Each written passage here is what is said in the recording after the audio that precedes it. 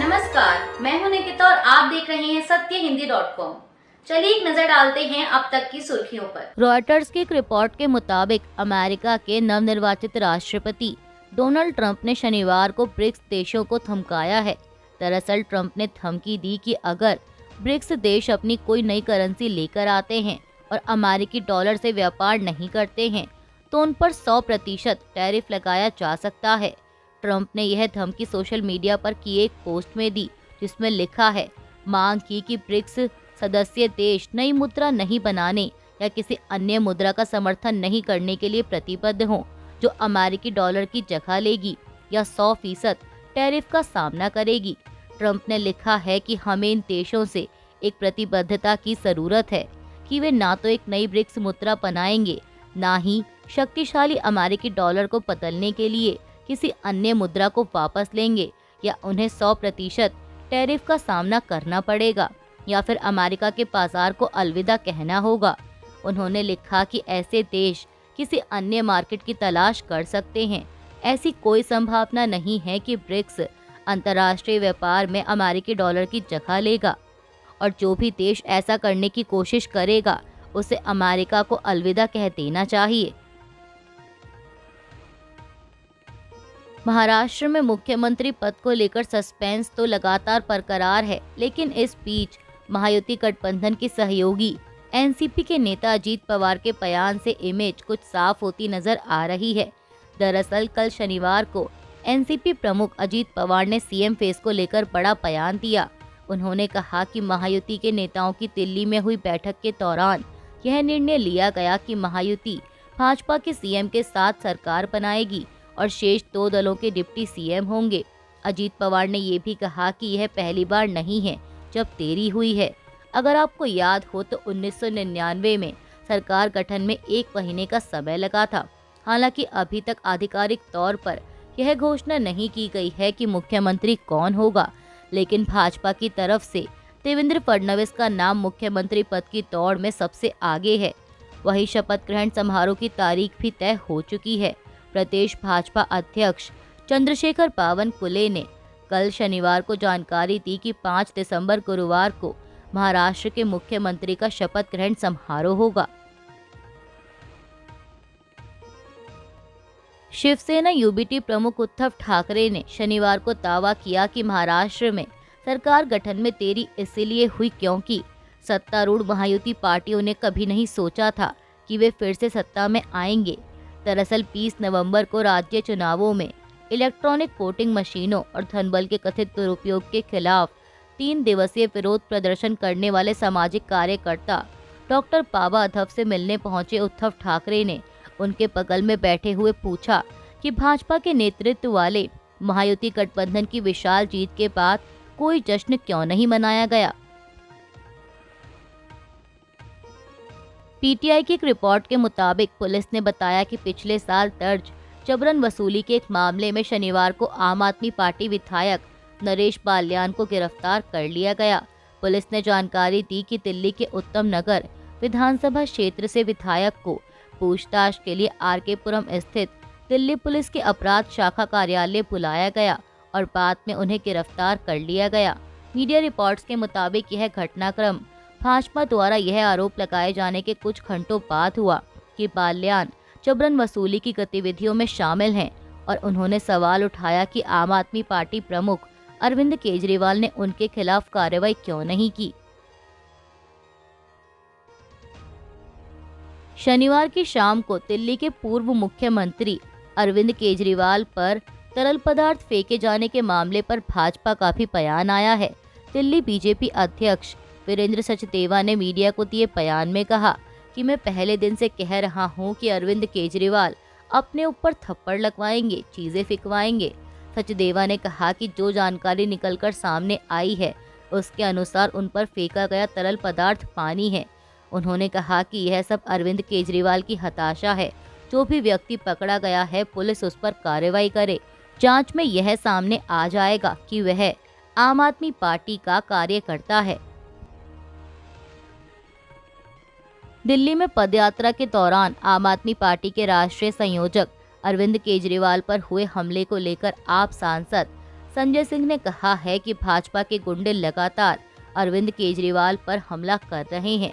जिस व्यक्ति ने आज अरविंद केजरीवाल पर हमला किया उसे केंद्रीय गृह मंत्री अमित शाह के साथ तस्वीरों में देखा जा सकता है। यह भाजपा के साथ उसकी निकटता को दर्शाता है। संजय सिंह ने कहा कि अरविंद केजरीवाल द्वारा दिल्ली में कानून व्यवस्था का मुद्दा उठाए जाने से भाजपा पागल हो गई है। दरअसल आपको बता दें कि शनिवार शाम को केजरीवाल एक घेरे के पीछे खड़े लोगों का अभिवादन कर रहे थे। तभी वह व्यक्ति उनके पास आया और उन पर कुछ तरल पदार्थ छिड़क दिया, जिसके बाद सुरक्षा कर्मियों ने तुरंत उसे काबू में कर लिया। संभल हिंसा को लेकर यूपी की भाजपा सरकार लगातार समाजवादी पार्टी के निशाने पर है। इस बीच संभल में जिला प्रशासन ने 10 दिसंबर तक बाहरी व्यक्तियों के आने पर रोक लगा दी है। इस प्रतिबंध को लेकर सपा प्रमुख अखिलेश यादव ने एक बार फिर बयान दिया है। उन्होंने कहा कि समाजवादी पार्टी का प्रतिनिधि संभल जाना चाहता था। हम शांति के पक्ष में हैं, वहां शांति हो और लोगों को न्याय मिले। न्याय मिलना जरूरी है। अखिलेश ने आगे उत्तर प्रदेश प्रशासन पर निशाना साधते हुए कहा कि समय समय पर प्रशासन जो बातें कह रहा है वह सरकार के इशारे पर कही जा रही हैं। ये प्रतिबंध और इतनी तैयारी अगर पहले होती तो इतनी बड़ी घटना नहीं होती। संभल में जब पहले सर्वे हुआ था किसी को आपत्ति नहीं हुई थी, सभी ने मिलकर सर्वे कराया। सपा प्रमुख ने पूछा कि आखिरकार प्रशासन ने दोबारा सर्वे क्यों कराया और उसमें बीजेपी के कार्यकर्ता क्यों गए। तेलंगाना के मुख्यमंत्री ए रेवंत रेड्डी ने शनिवार को अधिकारियों से कहा कि वे कृष्णा नदी के कुल उपलब्ध पानी का 70% तेलंगाना को दिलाने के लिए प्रयास करें, क्योंकि राज्य में कृष्णा नदी बेसिन का 70% क्षेत्र है। एक आधिकारिक विज्ञप्ति में कहा गया है कि उन्होंने सिंचाई मंत्री एन उत्तम कुमार रेड्डी और अधिकारियों के साथ सिंचाई मुद्दों पर बैठक करते हुए यह बात कही। इसमें कहा गया है कि अंतर्राष्ट्रीय जल सिद्धांतों के अनुसार नदी बेसिन क्षेत्र के आधार पर पानी का आवंटन समान अनुपात में किया जाना चाहिए। आगे कहा गया है कि मुख्यमंत्री ने अधिकारियों को इस तर्क के अनुसार तर्क प्रस्तुत करने का निर्देश दिया ताकि तेलंगाना को कृष्णा नदी से उपलब्ध 1005 टीएमसी पानी में से 70% पानी मिल सके। चक्रवाती तूफान फेंगल तमिलनाडु और पुडुचेरी के तट से टकरा चुका है। भारत मौसम विज्ञान विभाग के मुताबिक शनिवार रात 10:30 बजे से 11:30 बजे के बीच तूफान इन तटों से टकराकर गुजर गया। मौसम विभाग ने कहा है कि फेंगल तूफान पश्चिम और दक्षिण पश्चिम दिशा में धीरे धीरे आगे बढ़ेगा। मौसम विभाग ने बताया कि अगले कुछ घंटों के दौरान तूफान धीरे धीरे कमजोर होगा। IMD के अनुसार चेन्नई और कराईकल में डॉपलर मौसम रडार के जरिए तूफान की निगरानी की जा रही है। फेंगल की वजह से शनिवार को चेन्नई में 11.4 सेंटीमीटर और पुडुचेरी में 39 सेंटीमीटर बारिश रिकॉर्ड की गई। शनिवार को चेन्नई सहित कई इलाकों में भारी बारिश और जलभराव की स्थिति रही। तमिलनाडु सरकार ने स्कूल कॉलेजों में छुट्टी की घोषणा करते हुए मछुआरों को समंदर में ना जाने की नसीहत दी थी। तमिलनाडु और पुडुचेरी में प्रशासन हाई अलर्ट पर है और शिक्षण संस्थानों से कहा गया है कि किसी भी तरह की परीक्षा या विशेष कक्षाएं आयोजित ना की जाएं। इस बीच फेंगल की वजह से तमिलनाडु के कई हिस्सों में भारी बारिश का रेड अलर्ट भी जारी कर दिया गया है। भारी बारिश की वजह से कई उड़ानों को भी रद्द करना पड़ा।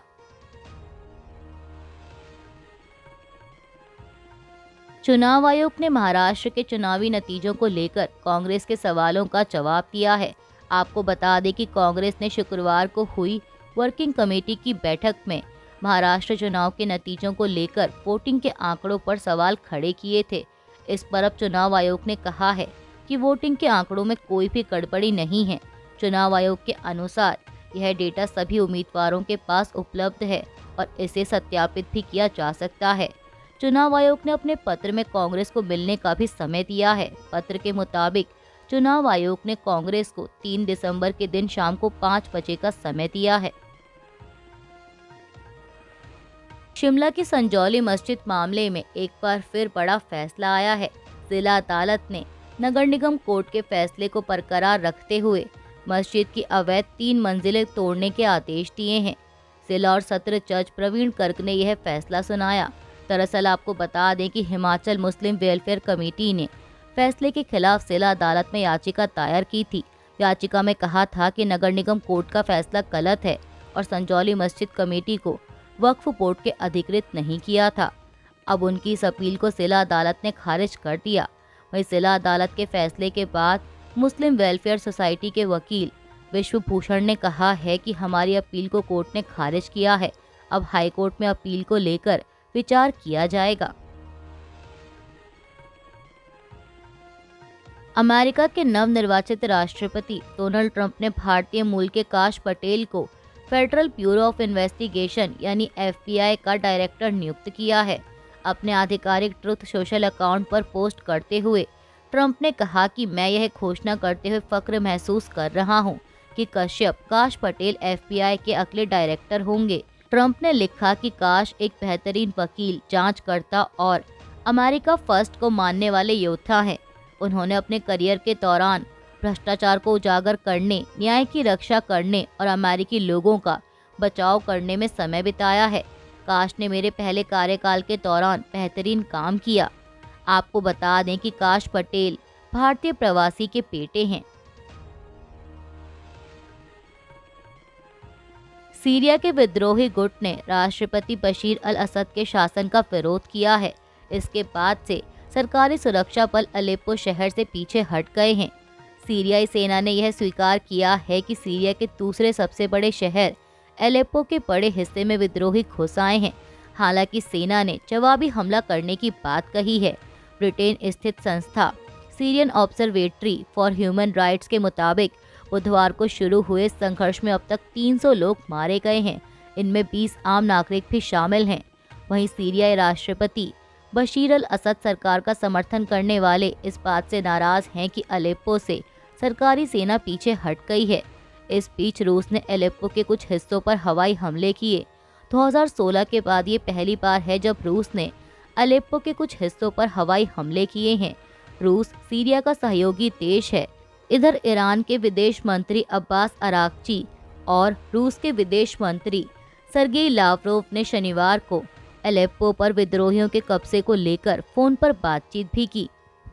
अभी के लिए बस इतना ही। बाकी की खबरों के लिए बने रहिए सत्यहिंदी.com के साथ।